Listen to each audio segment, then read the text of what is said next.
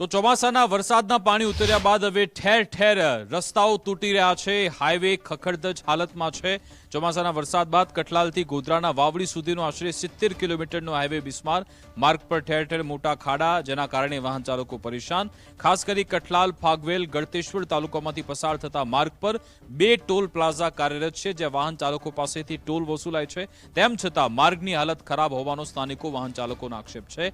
ફાગવેલ, યાત્રાધામ અને Galteshwar thermal power સ્ટેશનને કારણે આ માર્ગ પર સતત ભારે અવરજવર રહે છે, ત્યારે અકસ્માતના જોખમને ધ્યાનમાં રાખી તાત્કાલિક માર્ગની મરમ્મત કરવામાં આવે તેવી માંગ ઉઠી છે। 15ની અંદર શરૂઆત થઈ ત્યારે બન્યો તો ખાલી 1 જ વર્ષ ચાલ્યો છે, ત્યાર પછી એટલા બધા ખાડા, મસ્ત મોટા ખાડા પડ્યા ગયા છે કે અહીંયા અવારનવાર અકસ્માત થાય છે। અને અહીંયાથી અમારે બાલાસિનોર જવું હોય, કઠલાલ જવું હોય તો 5 મિનિટનો રસ્તો અમારે 2 કલાક સુધી પસાર થતો નથી।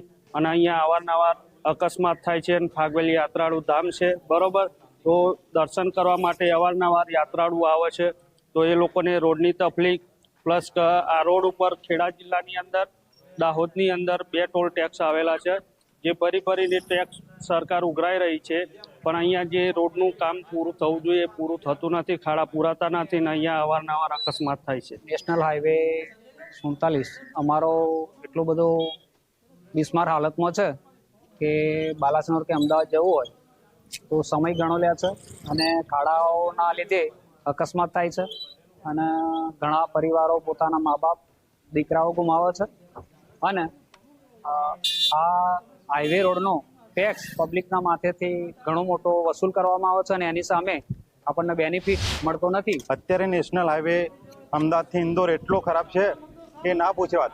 અકસ્માત પણ એટલા થઈ રહ્યા છે કે જાણે એવું હોય એમ, હદ પાર થઈ રહ્યા છે।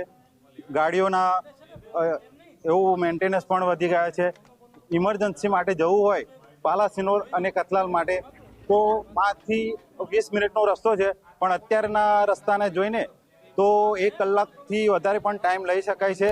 અને અહીંયા ફાગવેલ એક યાત્રાધામ છે, તો ત્યાં હજારો લાખોની સંખ્યામાં યાત્રાળુ આવતા હોય છે અને તેમને રસ્તા ઉપર આવવા અને જવા માટે બહુ તકલીફ પડી રહી છે।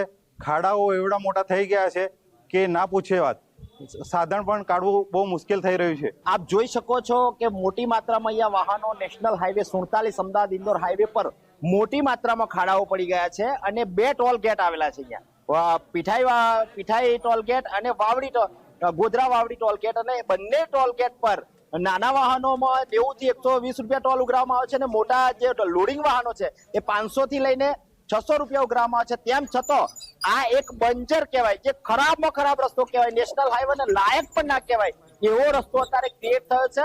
અને હાઈવે ઓથોરિટીને વારંવાર અમારા દ્વારા પણ જાણ કરવામાં આવી છે, તેમ છતાં અહીંયા ખાડા પણ પૂરવામાં નથી આવતા।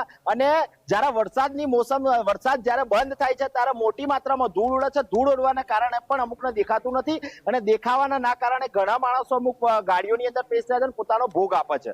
જો આગામી સમયમાં 1-2 દિવસ 3 દિવસમાં જો આ કાર્યને વ્યવસ્થિત નહીં કરવામાં આવે તો વડોદરા ગ્રામ સેવા સમિતિ દ્વારા રસ્તા રોકો આંદોલન કરવામાં આવશે અને કોઈ પણ માણસને અહીંયાથી અવર જવર કરવામાં દેવામાં આવશે નહીં, જેની તંત્રએ નોંધ લેવી।